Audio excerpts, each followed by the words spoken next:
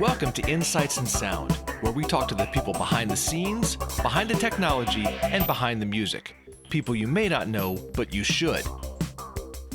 And please check out getitinwriting.net/shows for a full list of our podcast YouTube series.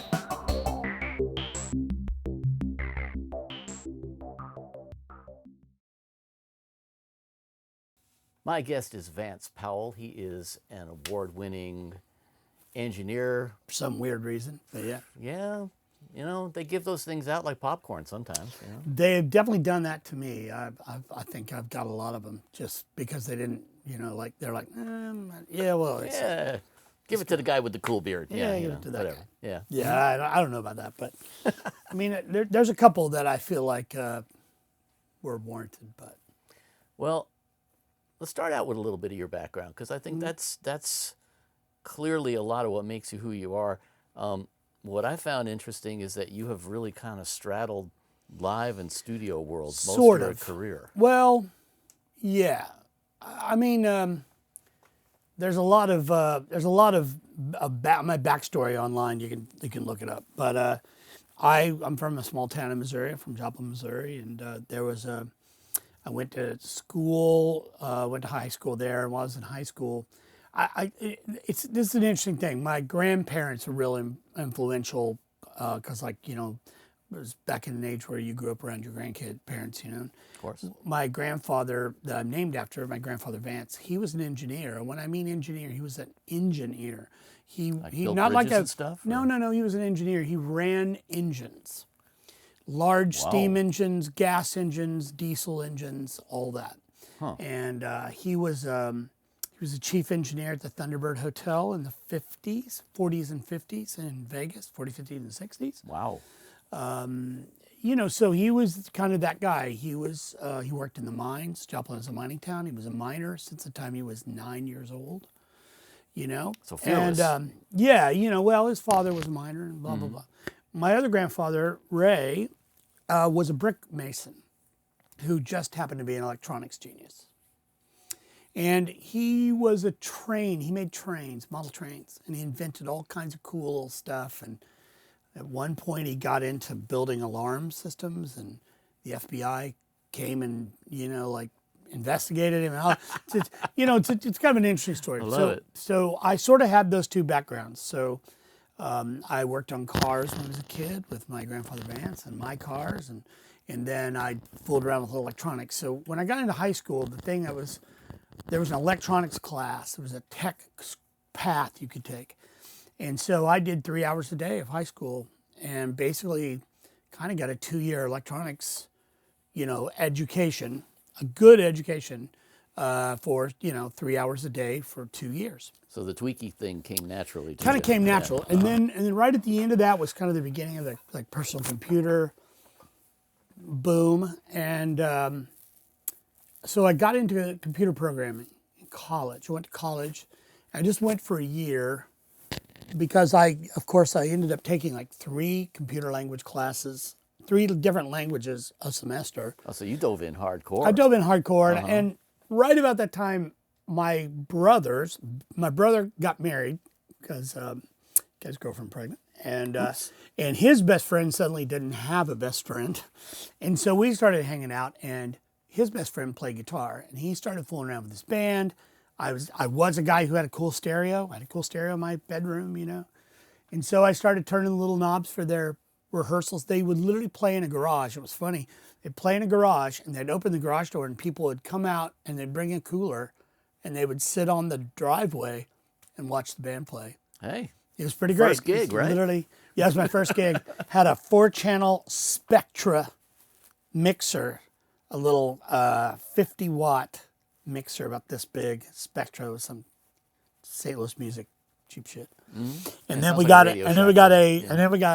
it's realistic. I did work at Radio Shack, but and then we got a XR 600 or whatever it is, the PV 6-channel one, the one that everybody has. Ooh. And we got some EV banana speakers, line arrays with 4x6s. And we sold those, and then, whatever, and it went from there. But I was doing live sound there in my hometown, and there was a studio in my hometown. And I went in and did a session there, and the owner, Rick Massey, who I credit with a tremendous amount of my career, he was like, all right, well, here you go. Sound goes in there, comes out here, goes to there. How about it? And so at the end of the day, he came in and he stood behind me for a really long time while the band was cutting a track. And he kind of leaves. He kind of doesn't. He kind of just leaves, comes back, and he goes, "Here's the key. Come see me tomorrow." I'm like, oh.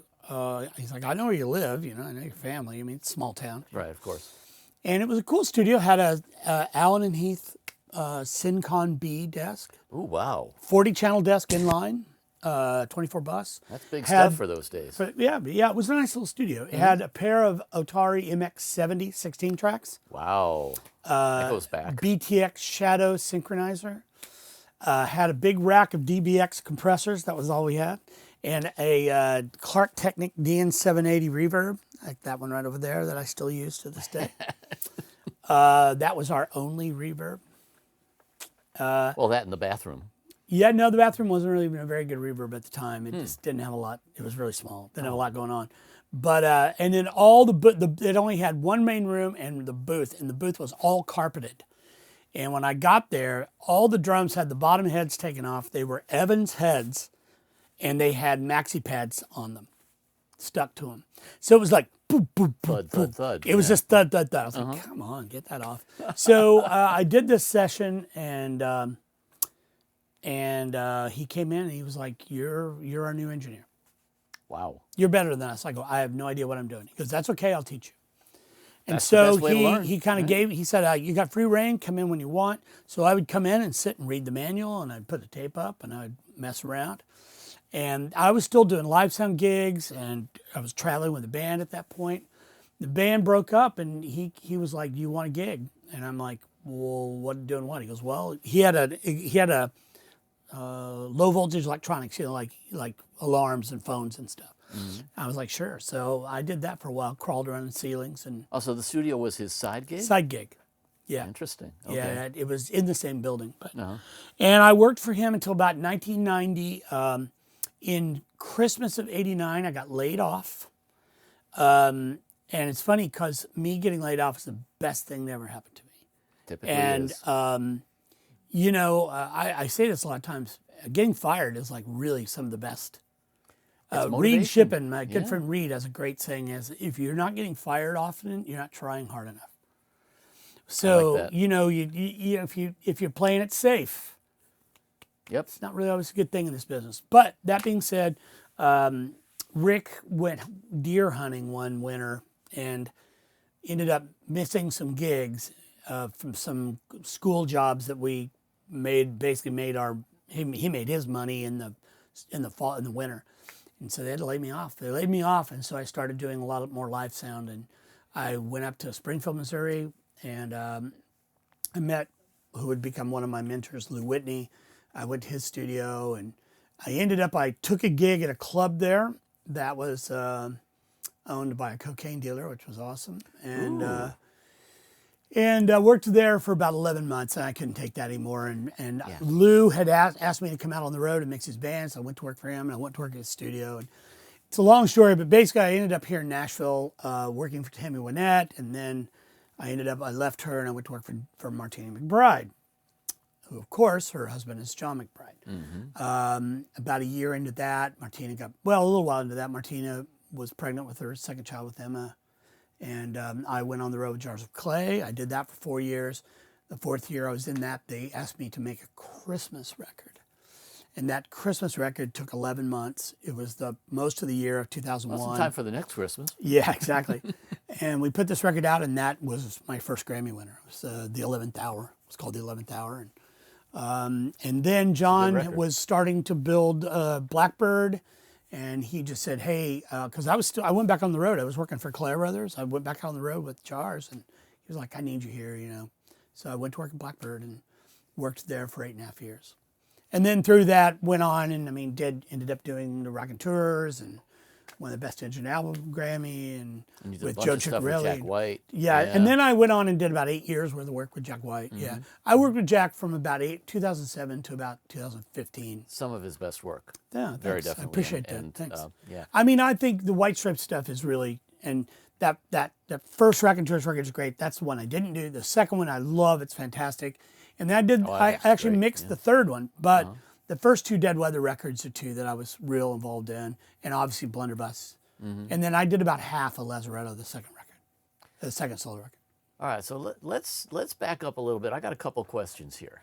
First of all, your musical aspect. I mean, obviously you are musical. I don't know if you play. I was the worst French horn player in history. Excellent. And I am still to this day the worst guitar player. I don't play guitar, period. I own guitars. There's a whole bunch of them. But you can hear, and that's what I think is really, a lot of people, they kind of split that whole left-right brain thing. And, you obviously were much more left-brained from early on, but yet you got a musical understanding. I think the thing that happens is that I don't know what it is. I just know what I want to hear. Uh-huh. So I tell bands this all the time. I'm not the guy who's going to tell you, okay, you're playing, that's a 3 minor, you need to be playing the major there or whatever. I'm just going to be like, that doesn't sound right. How do we make it go instead of, it goes, or whatever. I'm a terrible singer too. But I hear pitch really well, which is sometimes good, sometimes bad. It pretty much puts me out of going to karaoke bars with my wife.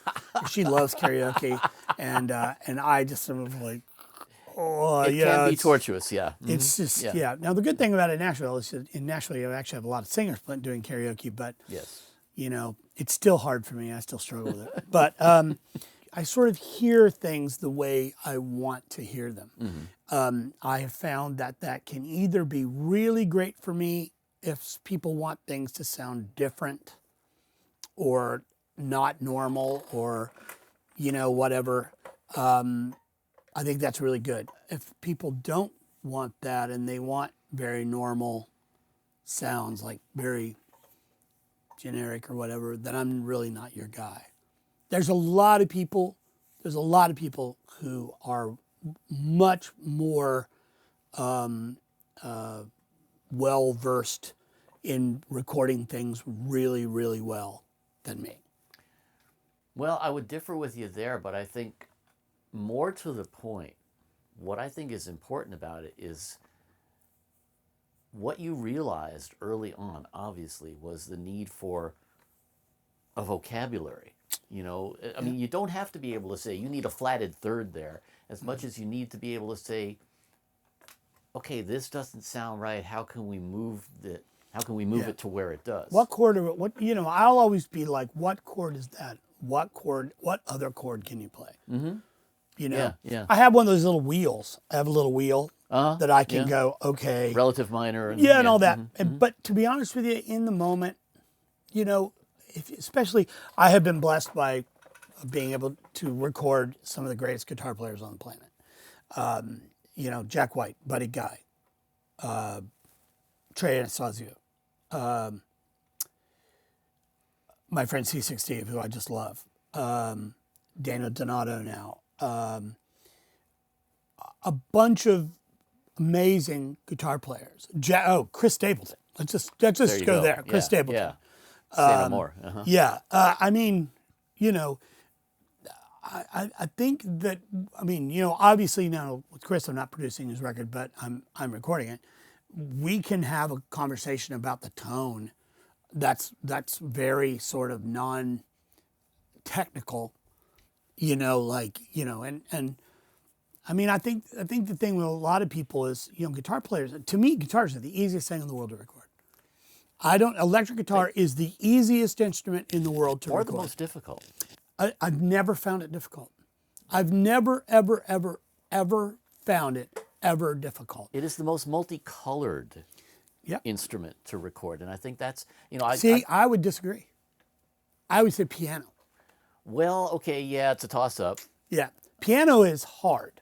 Bass guitar is hard, in my opinion. Yes. Bass guitar is I'm a hard. bassist, and I agree with you. Yeah. You know, Piano is hard because the funny thing is, a really, really well recorded piano rarely fits in a mix well. Interesting. Sure, because it's so Big. It's got so much spectrum. It's too to it. big. Yeah. It's too big. If you listen to, now, what I'm talking about like pop music, rock music. Sure. You know what I mean? Yeah. If we start listening to the greatest rock piano players, there's a reason they're going ding ding ding ding ding ding ding ding ding. It's because playing big chords and big moving all that stuff, while cool, Jerry Lee down low, just playing the bass riff and then playing up high. Right. I mean, to me, that's fucking rock and roll. Can I say that? You can. Okay, cool. You know, that doesn't mean that a piano part in a Toto song or a Journey song or whatever. But most of the time, piano is pretty bandwidth limited. If you listen to country music, like classic country music, and you listen to like Pig Rollins or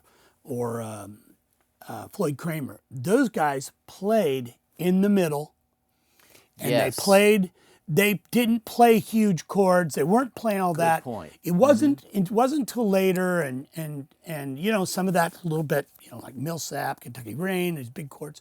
But you know, it was just, the piano was a rhythm instrument that provided chords. And that is really hard to try to figure out when you're, in my opinion, when you're making the recording, what you want the piano to sound like later. Right. So I try my best to just make it sound like what I think it should sound like now and go from there. It's really hard for me. I've got all different kinds of techniques. The piano I have here at Sputnik is a 1929 Kimball upright. I bolted a pair of Mic Tech C3s or CV3s in the back of it, or C7s, I think what they are. There's a really nice condenser mic that's not very expensive. I just bolted them onto the frame of the piano. Do not move. and ran a pair of cables. They go to a chain I have up there that just is done, and I turn it up and the piano sounds great. And it sounds like that piano, and it fits in the spectrum that I want to fit in. That doesn't mean when we go elsewhere, that's what I'm going to do. But usually with a Grand, I'll usually do 2 or 3 mics, maybe a 4th mic on the soundboard or something weird. But piano's hard. Electric guitar's easy. So easy. Now, I've worked with a lot of, a lot of electric guitar players are very tweaky, Yeah. and it's all about the sound. I like to tell this one story. I had this one guitar player in the studio once. He said, "Can you make my guitar sound more brown?" And you have to, going back to the whole vocabulary thing, I think having that understanding of being able to communicate in a non-musical fashion, instead of saying, yeah, you need a flatted third, just, it needs to be more this, it needs to be more that, to be able to read what that person wants. Yep.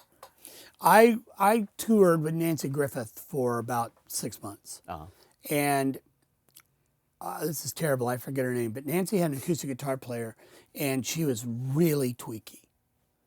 And first of all, acoustic, plugged in DI to acoustic guitars through monitors, sometimes are hard. But she also was a singer, and she sang high. She was a high singer. She sang a soprano or above that. Really great singer, great guitar player. That's a challenge on stage to mic those About two things. About the second or third day we were in rehearsals, I heard her talking about she was cooking. She was a cook. She liked to cook. And so I went to where we were in rehearsal that day. I was still dialing in monitors, and this was a complicated setup. It was 52 inputs. It was 26 monitor mixes plus an ear mix, and it was complicated. Wow. And 2 bands, 2 drummers, 2 bass players, 2 keyboard players, 5 guitar players. It was a deal. It was Nancy Griffith and the Crickets. So Sonny Curtis, J.I. Allison. Yeah, absolutely. The original Crickets. Wow. Joe B. Malden from the TCB band that played with those guys back in the day. Sonny Curtis. That's not a band, it's an orchestra. Yeah, and then her whole band. So, it was a big deal. And I said, I gotta wait. Let's talk about this about, let's talk about your monitor about cutlery. So if you want more soup spoon, that's going to be this. And at the time I had the Claire TC, and she's playing guitar, and I go, that's this. She goes, oh, okay. I go, and like salad fork will be this. Paring knife will be this. You know, and suddenly she's like, okay, cool, yeah. And so then she'd try to throw me. She's like, pickle fork. You know, they'd be like, all right, that's this up here. You know, I mean, that Sure. kind of, But what was funny about it is just that humor and a little bit of the relationship of the size of something to its frequency for her allowed her to communicate with me about what she wanted. You know, yeah. and yeah. I mean, I've heard all kinds. I mean, Carly Simon used to say, "I need more fairy dust." Of course. Yeah. Yeah. And John McBride would always tell the story about Martina asking for more Judy Garland. I love it. You know, so Yeah, I had one engineer who I worked with, and every time we'd put any reverb on it, he'd just refer to it as putting some goop on it. Yep. You know, but sometimes those words I worked for Tammy Wynette, and she was like, "I just want my vocal to keep going," and I go, "Oh, reverb, Yeah. Yeah. reverb." Yeah. But I think having that gift of communication, and that, as I say, it comes down to a vocabulary, and the vocabulary has to be not just musical, but really kind of very esoteric in a way. I think that I spent 20 years on the road before I spent the last 22 years here in the studio. 21 years. And I think the 20 years on the road, first of all, I've said this 100 times, you have to learn to do things fast. Yes. And you have to deliver results quickly, or you don't have a gig. You know, I was touring with Jars of Clay. We would play festivals. It's a 52 input stage plot. And you basically got one song to get 52 instruments from the stage in a mix, in a PA you've never heard. And that's analog, right? That's not all like analog. Yeah, that's plugging not plugging in your drive. Yeah, and there wasn't a boom. drive or anything. Then that was spin to win, as we like to say. Spin to win. And you know, I think that did me well when I worked for Jack White, because he's not a guy, we never got sounds. I think that my ability to go, okay, cool, what are we doing? Okay, cool, great. How's that? You know, boom, off we go. Was part of the reason I worked for him for so long. And we have a humorous sort of back and forth. You got to have that, The banter thing. Yeah, and that's the same thing like playing music with somebody. You know, one of the things that I've always, I sort of lament the fact that there is, among a lot of the younger generation, there's a dearth of people who have actually played in a band together. Oh yeah. Because that whole sort of communication. And I think that if you're you at front of house, you're playing in the band. Oh, you are, definitely. You are an indispensable you don't part get of the treated band. that way. But, No, of course not. And you have certain disadvantages because you don't have that direct communication the same way, because you got a sea of people between you. But there's that unspoken communication that I think is so much a part of working together musically. I think that if the front of house engineer and the monitor engineer are every bit as important to the band's performance. I toured with Jars of Clay for almost 5 years, and at my first show or second show, afterwards, Dan Hasseltine, the singer, he came back, he said, "I don't know what you're doing out there, but whatever you're doing, what I'm hearing is exactly perfect. Whatever you want to do, do it. Whatever you want to do, you do it. Because I've never heard this sound like that." And they're in ears. So they're just hearing, Yeah. But he would take his ear out all the time. But I mean, I got to a point where I was doing whole production stuff with them. But at one part of the show, they went to a smaller drum kit. He played drums, and the guitar player sang a song, and we did a whole deal where the band split into half. So half the band was on one side of the room, and the other side of the band was on the other side of the room. We did this Beatles thing. And then at the end of that, it went into, they did Ain't No Sunshine. And then the whole thing sort of moved back to where it was supposed to be. Oh, wow. And it was basically just me setting up some different buses and having to work it out. And I had people come up and they were just like, man, I didn't know what was going on. All of a sudden everything, and I could hear him over there. And like people from the audience coming to me. It doesn't always work. So, I mean, they let me do whatever I want.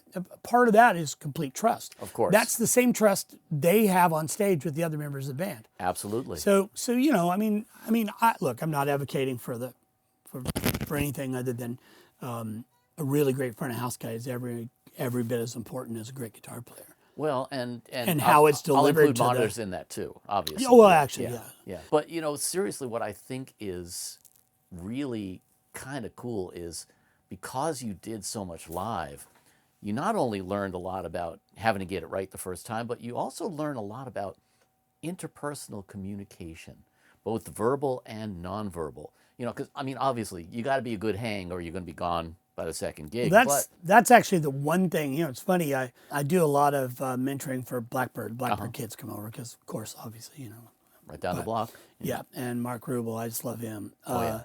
And John. So, but part of the thing is like Dave Cobb and I, we were having this whole conversation about like things they should teach in school. And one of them is the hang. Yes. Because if you're not a good hang, or if you're an awkward hang in a studio, you're not going to have a long career. Yep. And I actually know a couple really, really great engineers who are so good that their awkwardness is overlooked. Like they're awkward people. That's not usually the case, though. It's not usually the case. Mm-hmm. You got to be a real fucking badass. Yep. To be awkward or to be an asshole, to be all those things that we've kind of heard all the stories about a lot of the older guard. Oh yeah. But the older guard were assholes to people under them. They weren't assholes to the band because they wouldn't have lasted. That's the boss. Yeah. Yeah. Mm-hmm. They were assholes to their assistant or to the intern or, to the guitar tech or, or whatever. Sure. Look, we've all heard tons of stories about it. I'm not going to go into like it. that. Yeah. Mm-hmm. But, I don't ever, one of the things that I do, I just don't ever do that. I don't ever, if something happens in here and it's not in my control, it's in my control. Well, it better be. Yeah. The buck literally stops with me. If my assistant does something wrong, I did something wrong. Of course. And I'm the one who's going to take the blame. I'm the one who's going to fix it. I'm the one who's going to pay for it. I'm the one, all those things. I'm the one who's going to apologize for it. Blah, blah, blah, blah, blah. And on the other hand, if somebody working for you does a good job, you're going to compliment them. Absolutely. That is the mark of a really good leader, I think. Understanding that you're part of an organization. Mm-hmm. And I think that's something you really learn when you're on the road, too, because everybody depends on everybody else. Mm-hmm. And really, you've got to know, and I don't say this in a facetious way, but you got to know your place. Yeah. You got to know when it's okay to speak up, when you need to keep your mouth shut, mm-hmm. And that's something that also translates to the studio, because there's a process going on. There's creativity going on, and you say the wrong thing at the wrong time and you just kill something. It's a tough one, because sometimes it's hard to not. It depends on your role. Mm-hmm. Of course. As a producer, it's hard for me to not say, okay, this doesn't work. What you're doing doesn't work. We got to figure something else out. As the engineer, it's not my role to say anything. Exactly. Even though I have a couple times in my career been lucky that I didn't get my ass fired, didn't get my ass sent home, because I spoke up and said, hey, this isn't the right path. Yep. Maybe, and it's always the deal. I always go, this is above my pay grade, but. Well, and that's what's really interesting also about, the whole gray area between engineer and producer. And even though sometimes you have an official role as one, because you have an understanding and you have experience in the other, how do you know where to draw those lines? Sometimes you don't. Here's a controversial thing. What happens when the producer hires you because they want a particular sound? Yeah. Now, what's your role? What is your role there really? So let's say, that you could hire, Joe Schmo, or you could hire Joe Blow. Joe Schmo's really clean and perfect and very sort of, whatever. And Joe Blow is like more Chad Blake, more, who I love his work. You know what I mean? But like one's George Massenberg, one's Chad Blake. Now, the producer hires one of these two guys because they want the record to sound like whatever these guys are doing. Isn't that part of the production of the record? Why do tracking engineers, why are they not part of like revenue streams and things? And the thing is, mixers are. Yeah, I mean, yeah. amen, brother. I do a lot of mixing. But tracking guys aren't. I actually stopped taking tracking calls.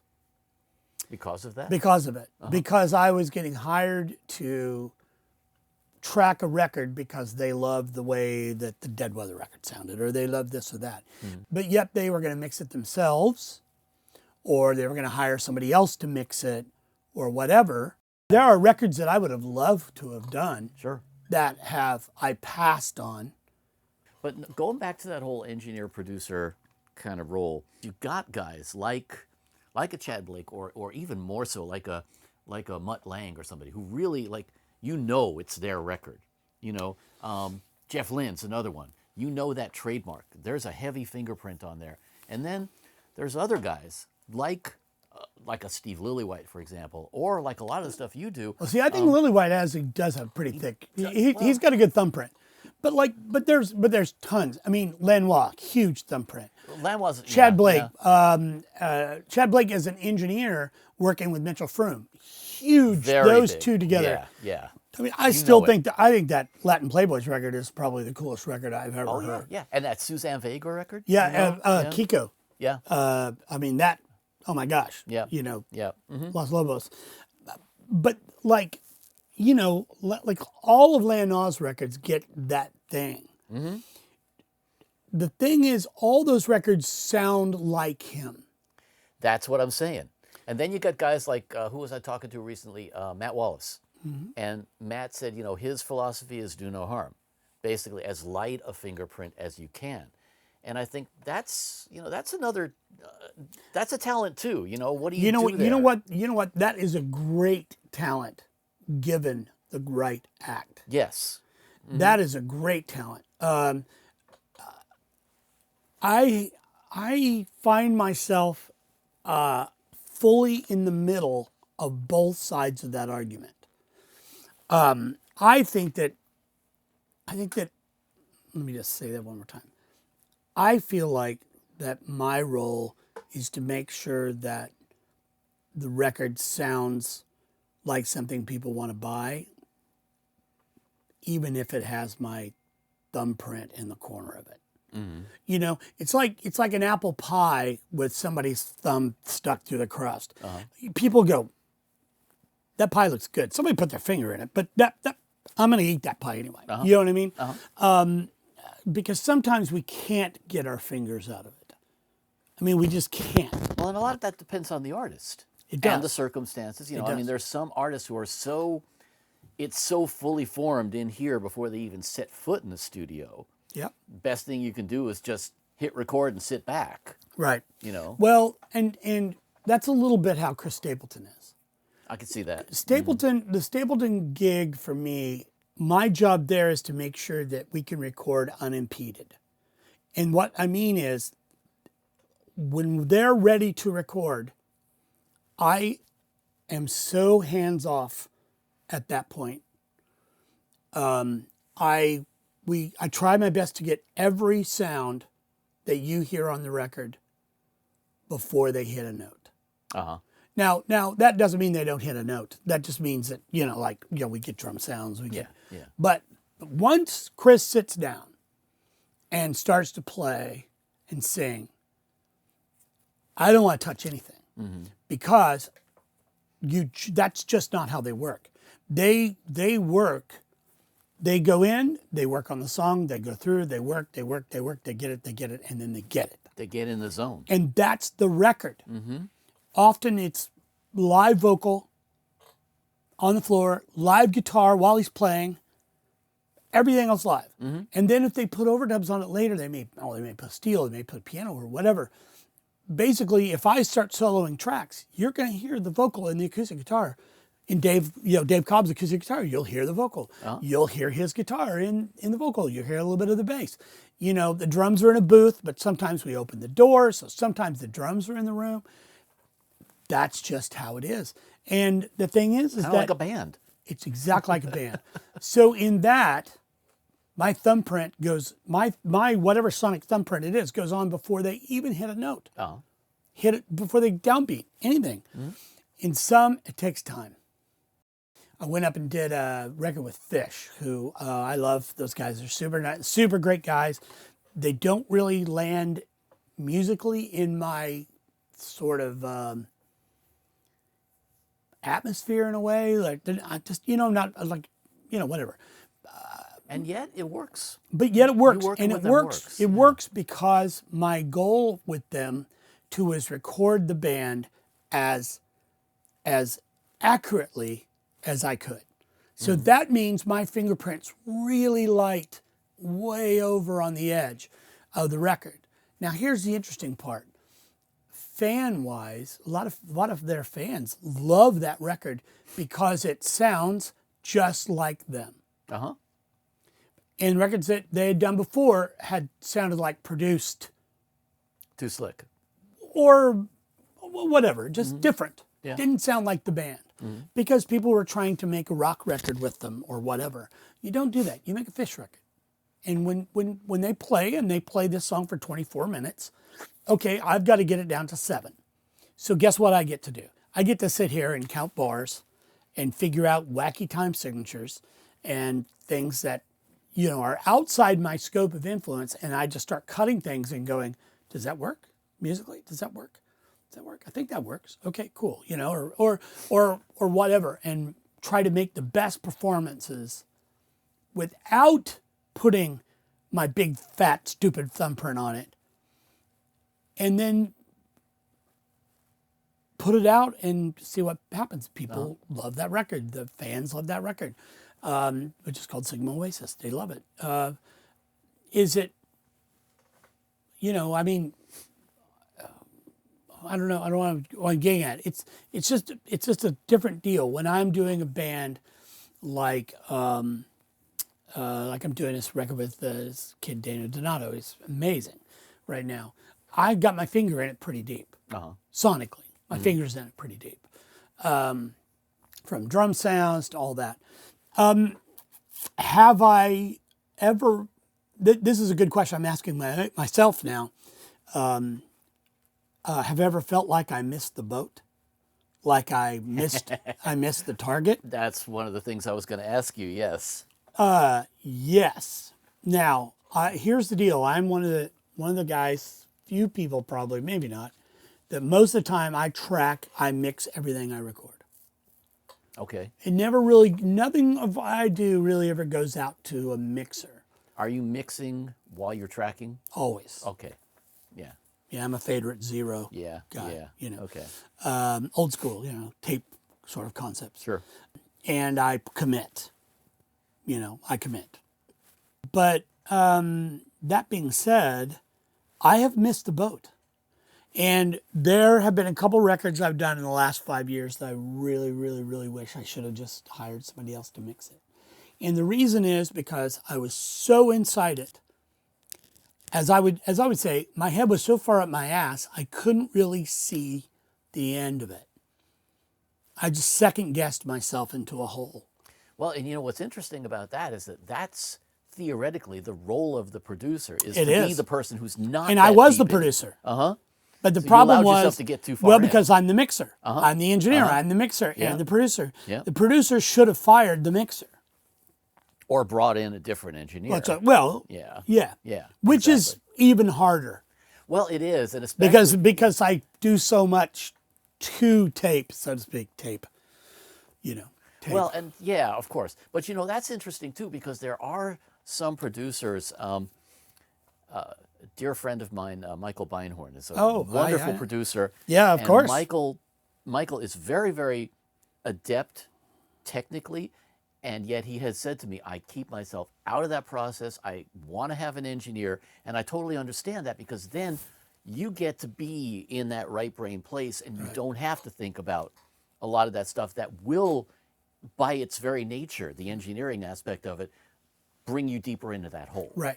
Yeah, I think that's a deal where guys like me who started out as engineers turned into producers. Yeah, yeah. As opposed to players who get into producing, but then end up, because of course now the deal is you got players who end up producing and then they buy a couple of Apollos, and I'm glad they're buying Apollos because they're great, but they're now engineering everything at their house. Yes.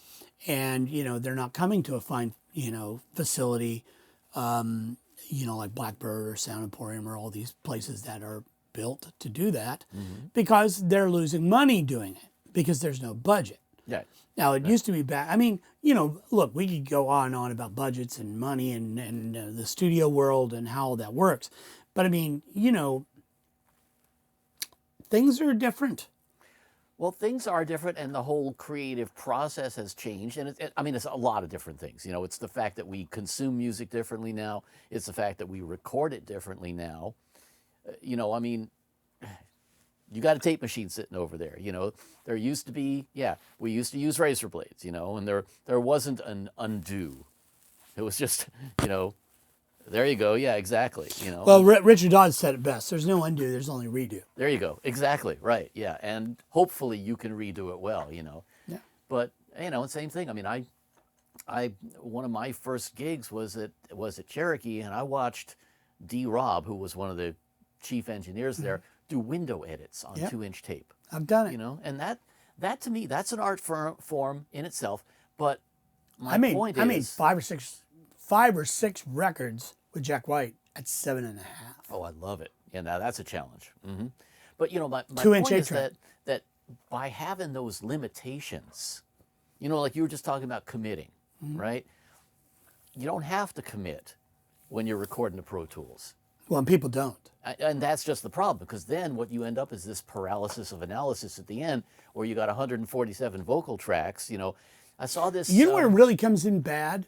Here's where the real problem is, the paralysis of analysis. I like that. Is that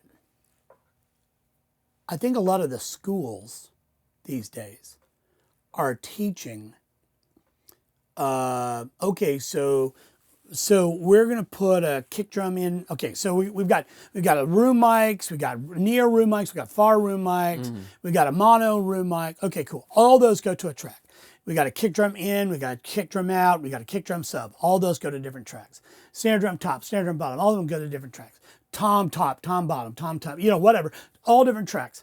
Cool. 46 microphones Great. on a yeah. kit. Yep. Yeah, all these microphones on the kit.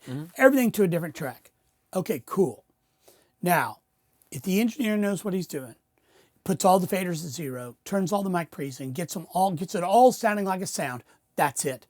The problem is when you start taking one in or out, or changing the level of one or two of those things, the whole thing comes apart. Yep. Now, what happens if you took all those mics, that sound you got, and you printed it to 2 tracks?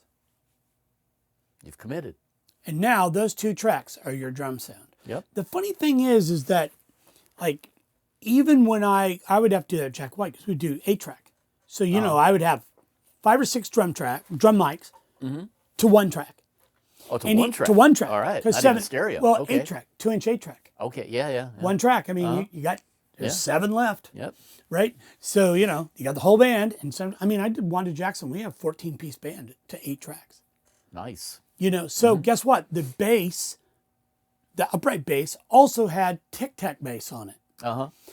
The drums had percussion on it. The acoustic guitar player, the acoustic guitar had something. There was acoustic guitar. There was steel guitar, electric guitar, horns. All the horns on 1 track. Of course. Keys on 1 track. You start putting all those together, and you've got 1 track for vocals left, and that's it. Yep. So you start having to combine. Okay, so the steel guitar also has the acoustic guitar on it, and then the piano also has the horns. And then you've got Jack White's electric guitar. That's a track. And then you've got scratch vocal track. Well, that scratch vocal is also the guide track. So when we go to cut the lead track, we have to race over the guide. Oops. Yep. So you better be right. So it's all got to be right. And you've got 8 tracks. There's 8 channels here. That's the whole thing. Yeah. So when we go to mix, Jack's like, "Can you turn the hi-hat up?" I'm like, "No, but I can add some 10K." Mm-hmm. Oh yeah, there's the hi-hat. Cool. But and I've always believed there's a power to limits. Yeah, well, and he's big on that. Yeah. And I think that forcing yourself to get it right that way and making that commitment, it's true. You may kick yourself in the ass later on and say, "Oh, I wish I had," etc. But at the same time, you've made this commitment and you're getting a performance. Yeah. And really, a performance is what you want. Well, that's what we want. Yeah. I remember seeing a clip recently. I think it was Phineas cutting a vocal. The thing with Dave Letterman, always comping it. Yeah, and it's like, okay, I get it. Kind of blowing Dave's mind there, like, because, And you know what? That's a talent in itself, man. That is I am in total envy of these cats that can do stuff like, really piece together, not only piece together a vocal and make it sound real, but do a lot of tricks with Ableton, for example, where you're cutting rhythms and you're cutting loops up and making all these new things about it. But that's a different kind of creativity. That's a different kind of music. Well, it's okay. So I will throw it back at you. I don't think it's any different than what people did before. Well, I remember David Doner telling me when they were doing Jay Giles' band, they were doing the freeze frame. The record had freeze frame on it, right? That the first 16 track, which had the band on it, and it had drums and the band, that there was 100 edits per minute. Wow. So they figured out the tempo. They figured out that the tempo, if you laid it out on the tape, the kick, the 1, the 2, the 3, and the 4 took this long to make happen. And so they would go in and cut every bar, every beat to get it so that it was on this grid, which was just a piece of tape on the tape machine. Sure. Right? Mm-hmm. And then if they had to add a little bit because it was too fast, they had some blank tape and they would just cut blank tape in, right? And make it a little longer. And you're going, what? Well, it's going by at 30 IPs per second. All right, but that's not the norm. And then you take and you put a shaker track on it. And the shaker covers up the holes. Right. But the thing is back in the day, it was the norm. Well, now, okay. Yes and no. It was the norm to comp something like that. It was the norm to do those kind of the edits. Beatles did it. Well, yeah, exactly. But they did it within these limitations. Sure. They did it within these limitations of, okay, we got 4 tracks to work with here, and then we got a second machine and we got to start making these commitments as we bounce it. And I think that the idea of having to make those commitments is, it's a decision, that's something that you don't have to do with Pro Tools. Yeah, well, you don't, but you should. But you should, exactly. Just because we can not do it doesn't mean we shouldn't do it. Right. Well, and just because we can do it doesn't mean we should do it. And that's exactly my point. We're capturing lightning in a bottle here, man. We're capturing a performance. And if that performance was right, warts and all, then isn't that what you want? Sure. Depends on... Look, I mean, the world is so much more sophisticated these days. I mean, I say this, it's sophisticated and it's not. The world is so much stupider on multiple levels these days. But I mean, I know of a story that I was told was true, but I can't prove it, but I was told was true, that at one point in time, and this was in the country music business, which I'm not even in the country music business other than doing Christmas records. I've heard this story about a radio programmer, country radio programmer in Dallas, big station in Dallas, sending an artist, a very established artist, not Chris, a very established artist, the single back to the label saying, I won't play it until you tune his vocal better. Oh, Jesus, really? Yep, and take the solo out. And you know what? They did it. They did it. And then it went on and became a big hit. But part of the thing is that's that whole sort of, let's indoctrinate our listeners into a sound. That square tuned, perfect Yep. sound. Yep. I've recorded some young bands, and the weirdest thing is to hear young bands singing. I call it singing square.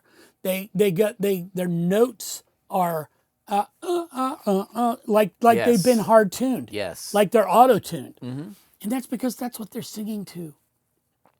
They're not singing through notes. They're not bluing through a blue thing. Right, They're singing square, and I can only hope that will at some point go away, but it's kind of there now. And what are we going to do? Every time I am sitting in some bar or whatever, I mean, that's happened lately so much, but and there's a country radio station or country jukebox or whatever, and there's some artist on there that I will not say who they are, and I'm just like, It's so because damn it's perfect. so perfect. Yeah, it is. It is. I couldn't tune Chris. My life depended on it because he would hear it immediately. His wife would hear it immediately. Boy, and there's no need. Well, and that's Does just he it. sing perfect? Yeah, yeah. He sings. He's the best singer in Nashville, in my opinion. But does he sing perfect? No, nobody does. And that's the beauty of it. Well, but there's That's perfection in imperfection. Yeah. In that sense, that's what My favorite makes, Miles Davis statement: "If it's on the record, it's perfect." There you go. Yeah, my other favorite one from him is it's what you don't play. Yeah. You know. Yeah. And The right notes are what you don't play. exactly Or whatever. Exactly. Yeah. It's all about the space between Space the notes, between something the like two. that. Yeah. But you got a great point there. The whole thing is we don't want to have perfection. We want to have a performance. You know, to me, that was the thing that I always loved was the idea of finding someone who is unique as an artist. And if they're unique as an artist, you don't want to mess with that. You don't want to change that. That's the beauty of doing what we do is getting that performance from these people, because these people, if you find a true artist, hopefully they're one of a kind. They may evoke a Well, little they're bit of all this or one of that. a kind. They're all one of a kind. That kind may be something that there's a lot of. Well, yeah, okay. Yeah. I'll give that to you. Yeah, but that's the thing, man. If they're really, you know, I remember first time I heard Björk. Okay. Yeah. Yeah. Of course. You know, I mean, you are not for everyone, but the people that get you, man, they're gonna love that. You know, that's and I think that's true of. I mean, if somebody had gone in and tried to change what she did, Well, that first Sugar Cubes record is so all over the place Yeah, and yeah. so cool, and it's kind of terrible sounding if you listen to it now. Yes, In yes. a very 1986 sort of way. yeah, yeah. But man, you can just tell that's her voice is so fantastic. Yeah, yeah. It's and And I mean, I'm a huge fan. I think Vespertine is one of the best records beautiful. ever made. yeah, yeah. And you know, Venus as a boy, you know, for example. Now, who would have thought of that kind of, you know, going back to what you were talking about earlier, Mitchell Froom. yep. You know, there's another one. I mean, I love the idea of taking these weird sounds of, what's that one he did? The Crowded House record with Oh, the yeah, toy piano on it. You know, Woodface is one of my mix, and that's Clear Mountain, but that's Mitchell and Chad. Woodface is one of my mix references. It's one of the things see I that, yeah, listened to it when I was tuning PAs. I listened to it in here. It's one of those things. It's funny. You know, here in Nashville we have this term. It's a kind of a country music thing called gurming. Gurm. It's spelled Gherm, pronounced like Gurm, GH, but spelled Germ, Germ. And gurming is that, you know, like people come up and they want autographs, so they want a picture or whatever. That's gurming. But one of the only people in my entire life I've ever really gurmed, there's a few of them in this business. I mean, I got to be kind of friends with Al Schmidt, so I never really was Gurming Al because we worked on a record together and it was great. And I got to know him pretty well, not super well, but pretty well. But I gurmed Jeff Emmerich big time. But I gurmed Bob Clearmountain. Every time I see him, I'm always like, oh, Bob Clearmountain. And I was just having this total gurmy conversation with him about how much I loved Woodface. And I was like, I love how the guitars are really wet and the vocals are really dry. And he goes, oh, you're right. He goes, yeah, I love that. I'm glad that you noticed that. I'm like, like, okay, cool. Can I just like hang out? But you know what I mean? Like I did that with Phil Ramone. Same thing. Yeah. I got to meet him once. It was amazing. Yeah. I mean, I think that Ken Scott. I love Ken. He's great. I love his work. Jeff Emmerich. It's funny. I was on a conference with Ken Scott down in Mexico. We ended up hanging out and having dinner and talking and just he's a lovely man. Yeah. And Jeff was really lovely. It was awesome to be around him. And of course, I know Massenberg really well from Black Order, and I really love George. And Ed Cherney, I mean... Ed was the best. Ed was the first sort of like real engineer that came up to me and ever said anything nice. Wow. Came up and said, I really love the sound of, this record, whatever it was. I listen to quite a few podcasts. I like Lidge's podcast, really. I do it like kind of every year. And then my friend Matt Boudreau, I do his, every now and then, although he hadn't had me on for a while, which is totally fine. But he's had a lot of good people. I listen to, it's okay, Matt. I listened to his, he had a two-parter with Hugh Padgham the other day. And it was great. And, I listened to it. I was in here doing a bunch of work. I listened to a whole bunch of them last week. But, every now and then because I do these every now and then, and someone will say something and I'm like, God dang it. Like, that's so smart. And I feel exactly the same way. Why didn't I didn't say that? Why didn't I, why didn't I pipe up? And because a lot of times I feel like, because I am indulgent enough that I will listen to myself on podcasts to make sure I didn't say something stupid. And sometimes when I do say things stupid, I'll be like, oh, that was stupid. I have to do that every week editing these. Yeah, well, but it's hard to be on the other side of it because I'm trusting in you to, I'm trusting myself to not say things that are stupid. I have said a lot of stupid shit. And haven't we all? We all have. But I think this is kind of the deal. If we do this, you put yourself out and you say the things, and hopefully some of the things that you say resonate with people. Yeah. I wish that, like, it's funny because Matt, he has an interesting sort of like working class sort of idea of talking about the money and things like that.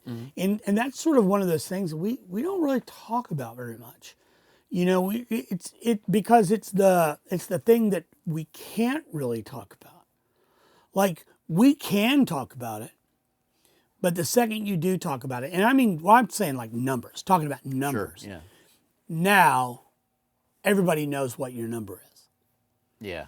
And the thing is that unfortunately these days, that numbers game can make you can get gigs and make you not get gigs. Sure.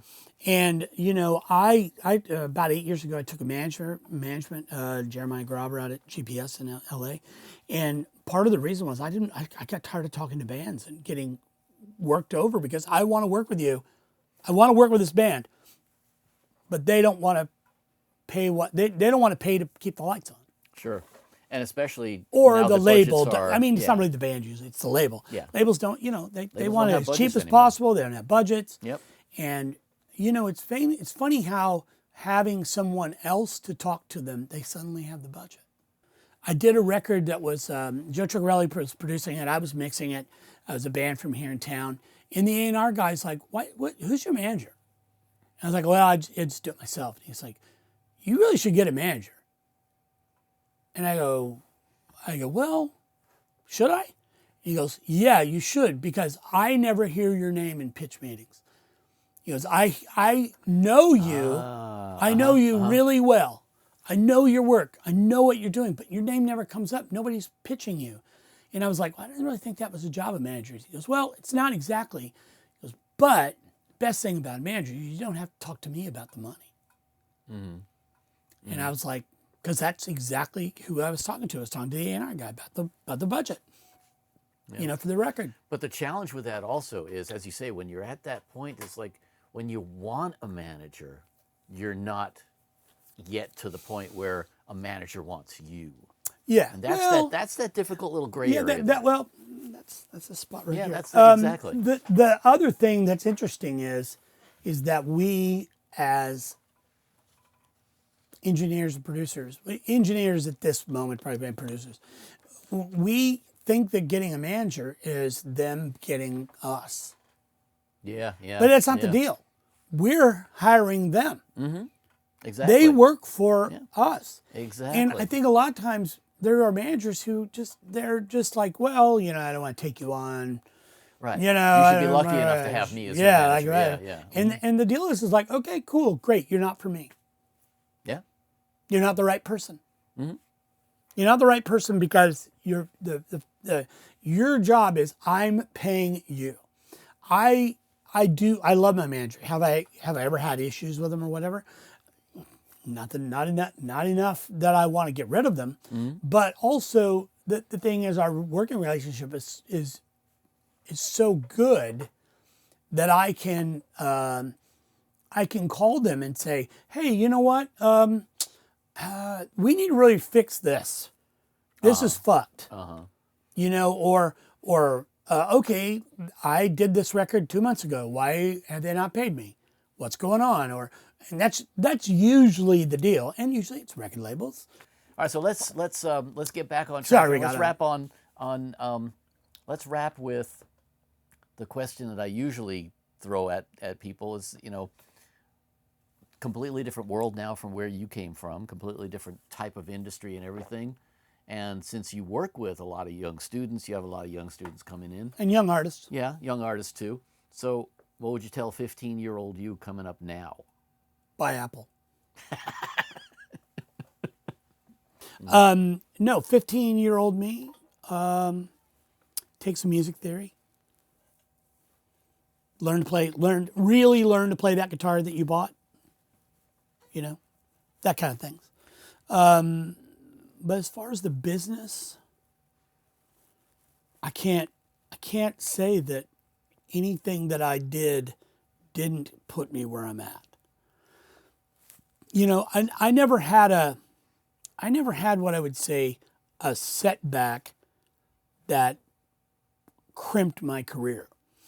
I got, here's a few of the setbacks, okay? I got fired.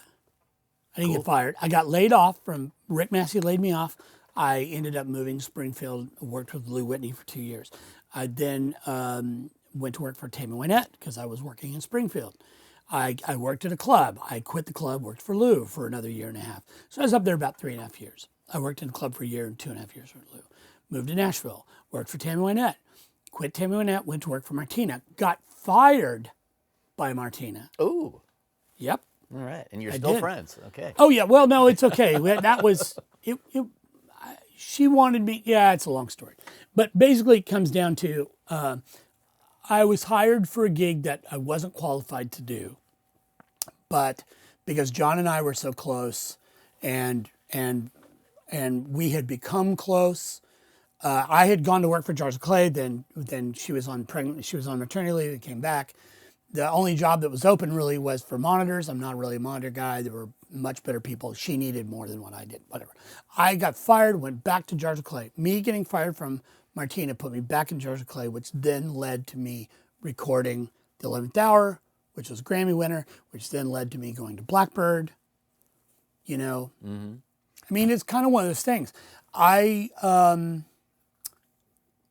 won a Best Engineered Album Grammy, and the very next record that I mixed, and I mixed that record, the very next record I mixed, I got fired on the first song. Whoa. On the first song. Mm-hmm. Mm-hmm. Yep. Now, and no one's even ever really heard that record.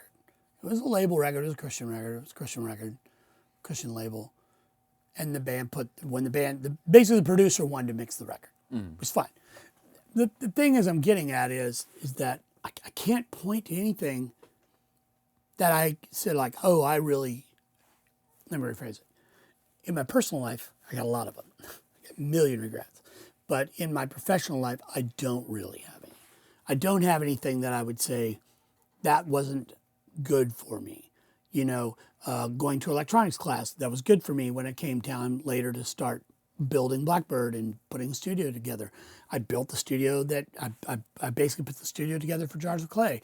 I put the studio together at Blackbird. I put the studio together for Jack White. I put this studio together.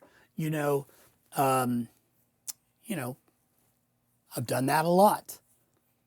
That's good. All those things are learning experiences. Yeah, yeah. I've mixed a lot of records. I've worked with a lot of great talent. I've been in the room where amazing things happen. And I got fired a few times. But that's all about just following the path, isn't it? Mm-hmm. Just letting That's things what the funny unfold. thing is about saying my 15-year-old me. 15-year-old me. 15-year-old me. The only thing I would have said is just keep doing what you're doing. Mm-hmm. And buy Apple when you can. Yeah, there you go. But outside of investing, I think the one thing that you pointed out that's really good advice is just to basically be able to take whatever path is in front of you. Yeah, I think the other thing is, like, talking about the personal side of it, there's a lot of things I would have done different, and I should have done different, that I have regrets about. But the one thing I can say to anybody, and I tell these kids when they come here, is do as much work as you can for as long as you can with as little responsibility as you can. In other words, if you have a dog, it's going to be a problem. Mm-hmm. Right. Right? It's going to be a problem because you're going to have to work sessions. You're going to have to figure out how to take care of your dog. If you have a girlfriend, it's going to be a problem, or a boyfriend, or both. Mm-hmm.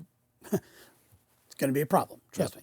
If you're married, your career is going to be a problem because you're going to have to work long, long hours. You're going to have to do stupid shit.